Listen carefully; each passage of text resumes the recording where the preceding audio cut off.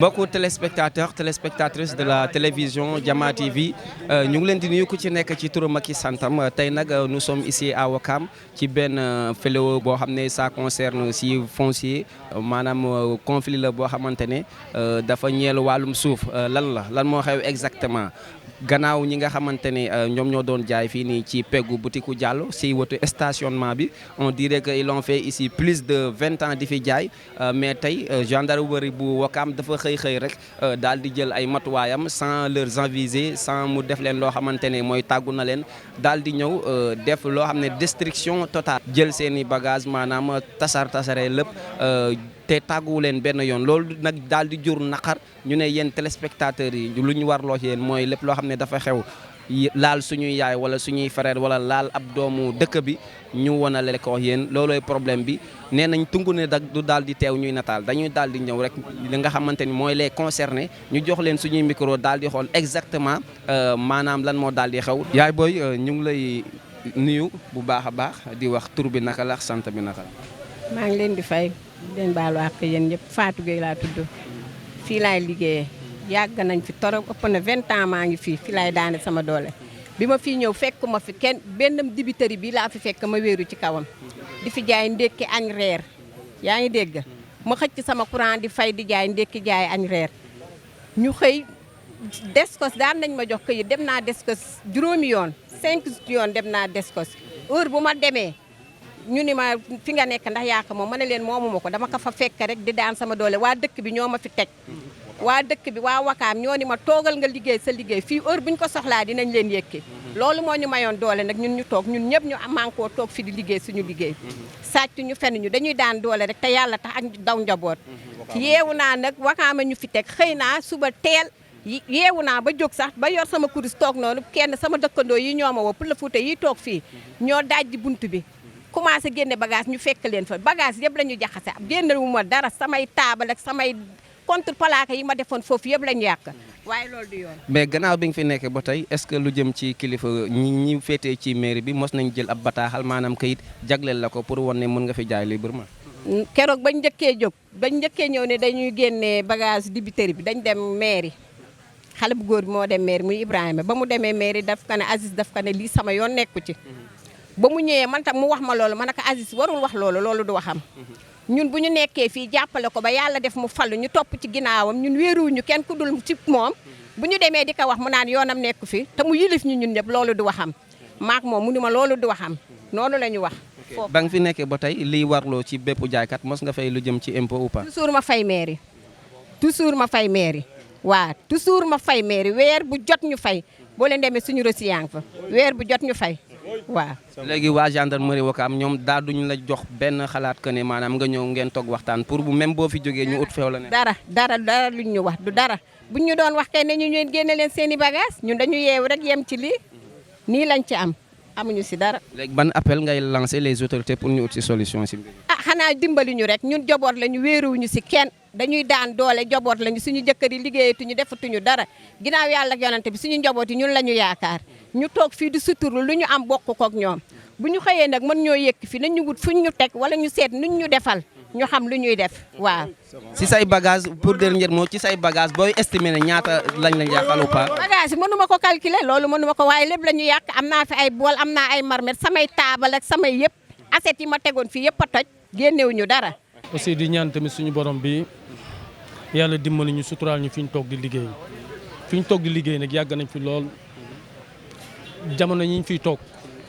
man mii di waxaayoo boobu judduwuma terrain bi fii espace la boo xam ne mag ñi ñoo ko fi bàyyi pour jullukaay biñ ko fi bàyyi pour jullukaay te dina fi at kii fi jëkkoon nekk di liggéey paa yi dañ ko bi mu fi tegee toolam bii ko paa yi soxla garab yi nga xam ne moom la fi amoon paa yi dañ ko mujjee fay mu dégager dem espace bi ñu réservé ko pour jullukaay mais jullukaay bi ñu ko fi réservé am na benn waay boo xam ne moom certain seulement moom moo fi ñëw kenn ñëwatu fi sax ay bàyyi lañ fi waxoon mais par la suite moom moo fi ñëw daje naa feex moom guddi mu ànd ak benn géomètre bi ma ko laajee mu ne ma dañ ko jaay ma ne ko ku la ko jaay mu ne ma certain Guèye ma ne ko certain Guèye bi la ko jaay est-ce que xam nga ko mu ne ma xam naa ko ma ne ko demal nga topp ko parce que fii bu la fi Wakaam fekkee da ngay am problème par la suite bi ñu fi jógee man dama part personnel moom ñëw na fi ànd ak gendarmerie àndax huissier la wax comme c'est pas bi ñu ñëwee dañ xëcc xale bi si biir dugal ko ci biir signaloo ko benn papier biñ ko signaloo papier bi mu nekk ñu ne ko léegi commencé génn say bagage bi ma ñëwee dugg ma laaj la ñu ne ma dégage génnal si biti parce que soo nekku ci ma bàyyi leen bañ génn ma àndax booy boobu dem maire yi bi ma dem ñu gis suñu maire bi ma ko expliqué moom daf ne actuellement comme xale bi xes na ba signé kooku mënagu ci wax dara mais dina ko topp Aziz loolu la ma expliqué man demoon naa ba foofu jour boobu sax ma fay dem am na ñeneen audience yoo xam ne daf na leen carrément kii yéen a koy mën a may mu wax soxlam après li ci des gannaaw mais leen li ma leen di ñaan mooy ko bàyyi leen ma waxaa maire bi ma waxee maire dama ne ko waa ji dañ ko signaloo papier boo xam ne xamu ko mu ne ma ne ko waaw mu ne ma nag loolu bon dina ko lijjanti quoi si la jëlee photocopier ko garder ko jox ñu original bi ñu ñëwaat mais durant boobu ba léegi waa ji ñëw fi mais le problème fii waa ji comme moom rek moo fi ñëw ñun bañuñu si dara. yéen sous-entendre leen ne maanaam dafa am peut-être ñu ko bëgg a jaay pour ñu établir fi benn affaire ou pas. non affaire bi moom si boppam lii ko fi andi mooy su fekkee dafa am ay terrain yi amul légalul. légalul comment. légalul parce que papier yi ñu ko jox du papier yu leer parce que fii su Wakaam ñoo ko moom le problème nag mooy wax ji jaru muy gudda nañu bàyyi ñun dañuy liggéey maire bi si boppam dañ koy ñaante yàlla tax ñun maire xajuñu fa man si ñiy doon xeex pour maire yi fii Wakaam si laa bokk xajuñu maire yi suñuy métier lañ yor toog fi di liggéey waa ji nag lu mu si bañ ñun bañuñu ko ci. waaw dans ce cas comme yow fii nga nekk ak suñu yaay nga xamante ne dañ leen daal di dindi ci seen place lan ma war a doon seen taxawaay ngir lii mu mën a am résolution totale noo leen ko fas yéene jàppale. non ñun problème mooy ko kuñ ci laal rek ñun ñëpp laal nañ ñu parce que même site bi la waa ji li muy tenté bu jógee fii suñu la jëm si kon nag bu ñuy xeex ñun lépp la ñuy xeex amul ne man dama toog fële parce que suma atelier mu ngi fële du ma leen seetaan xam nga ñu leen di mettital maa ngi ci biir moom mi di wax ni rakkale ci man jëkkëram mag la ci man kon nag du ma leen seetaan ñu leen di mettital lii leen xuri daf may xuri bëgguma nag ñoom ñu leen di mettital man ma toog fële du ma ko def. lan mooy doon sa dernier appel. suma dernier appel mooy ko autorité yi Wakaam koo xam ne nay frais nga wala notable ñu ngi leen di oo si restant bi nga xam ne dañ ko fi teg ne pour réserve la pour jullukaay nañ ñëw wax ci duñ seetaan tamit xale yi Wakaam sax duñ seetaan ñeneen di ñëw di ko jariñoo buñ ko naree jariñoo man dama part personnel fi laay liggéey nañ ko rotissé ba mu set wicc ñu def ko ay cantine Wakaam jariñoo ko ñu def ko si keesu Wakaam mais amuñu droit ñeneen di ko ñëw di ko jariñoo alal la ju tëdd ne jullukaay la nañ ko ñëw rotissé ko ba mu set buñ ko mën def jullukaay nañ ko def ay cantine ñu luyee ko doomu Wakaam ñu koy jariñoo te aussi tamit monsieur le président nga jàpp ci lébu lu ko yëngal lu tuuti la fi ñu toog duñ ñun ay góor lañ jaru ñuy dugg si gaal fi ñu toog la ñuy suturlu dañuy toog di suturlu te la ñuy dugg si ay gaal nañ ñu bàyyi fi ñu toog si suñuy suufu maam la ñu toog liggéey kenn du jóge fan dañoo bëgg ñu ko xañ wasalaam. man Abdoulaye Kane laa tudd ñu bëri nag abu lan xam je crois que entre Ngor Wakaam Yoff ku yëngu ci suuf rek bu ma la mënul mënoo ma 40 et quelques années nit di ko def ci litige foncier di liggéey sur la boulimie foncière te mënuloo xam qu'est-ce qui se passe te nga dëkk Wakaam fii dégg naa léegi ku wax tudd Aziz effectivement Aziz li ko téye dafa am dëj contre-temps man gis naa ko wax moom mu ne ma indil ma le fond de dossier donc si Aziz écoutez un mauvais procès verbal risque d'entraîner un mauvais jugement si Aziz n'a pas des documents fiables tels que les documents que je détiens mais il ne peut pas intervenir. Oui. Bathily a fait la même chose il n'avait pas de documents les propriétaires que je représente yaa ngi dégg moo donné mandat alors recours yi nga xamante ne dañu ko def danaa la ko wax la lu waral ñu jël yooyu recours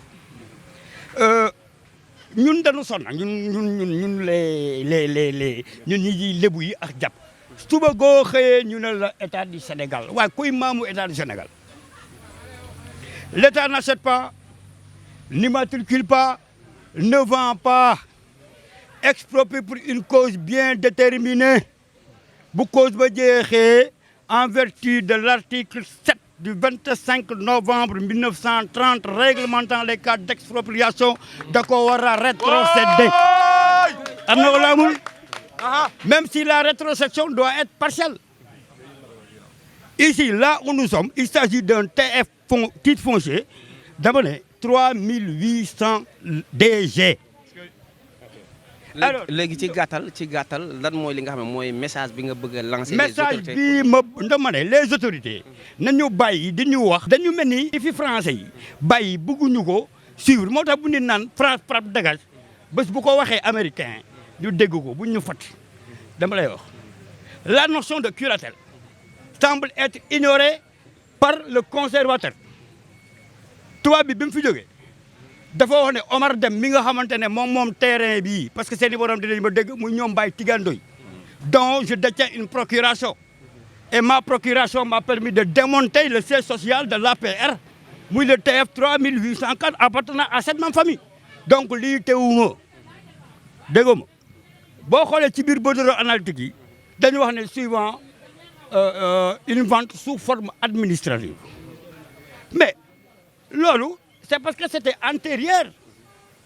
xam nga à la loi de la réorganisation foncière qui est de 55. léegi ban accompagnement nga fas yéene def ak suñu yaay yi nga xam ne dama ne li ñu bëgg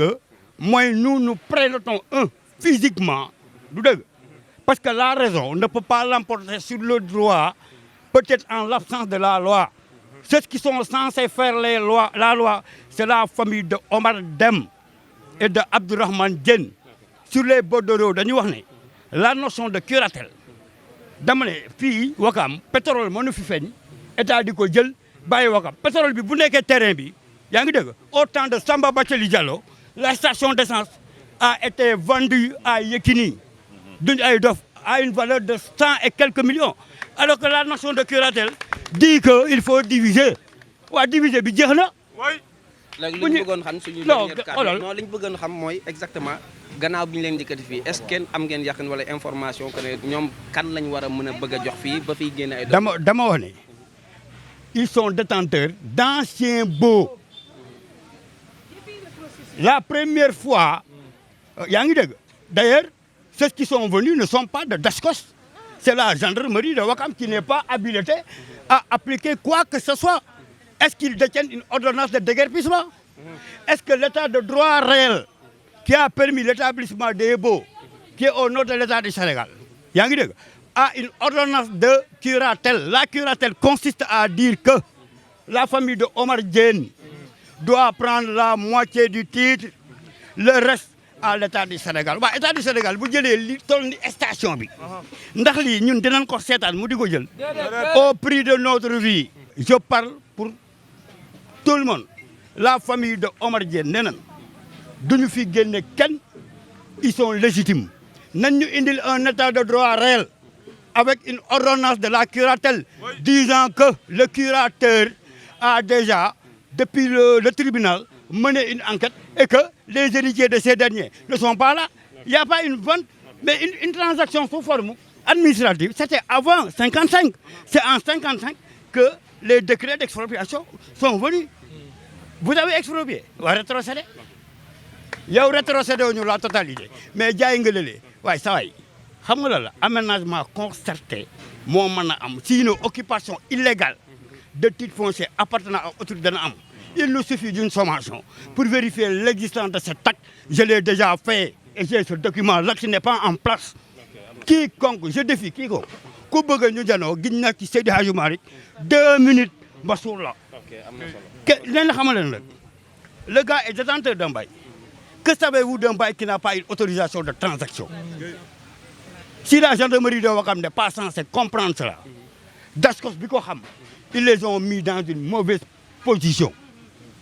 Alors, nous rappelons à Descos qu'il ne faut pas nous jaxase ñu ñi nga xam se ni mbokk lañu. Du dëgg. OK, am na solo bu baax. Kii c'est une affaire boo xamante ne c'est le curateur moo war a def l'enquête te bu defee enquête bi seen borom ñëw te nous n'accepterons pas la curatelle parce que c'est pas pour l'État du Sénégal. C'est un cas d'expropriation. On nous a rétrocédé. Dama ne la xoolal même lii nous demanderons à ce que ñu indi xaalis bi. Station. Bathily mi ko seetaan ba mu dem. laal na ci wala barke Mame Cheikh Ibrahima Fall bu ñu déclenché cette procédure. Mais est-ce que c'est pas du tout trop tard pour ngeen di. Elle est pendante. On a déjà enrôlé une prénotation afin de préserver les intérêts de X, Y, Z. étant les propriétaires légitimes. Je vous parle en tant que mandataire. Si vous voulez, j'appelle quelqu'un, il m'amène ce fonds de dossier.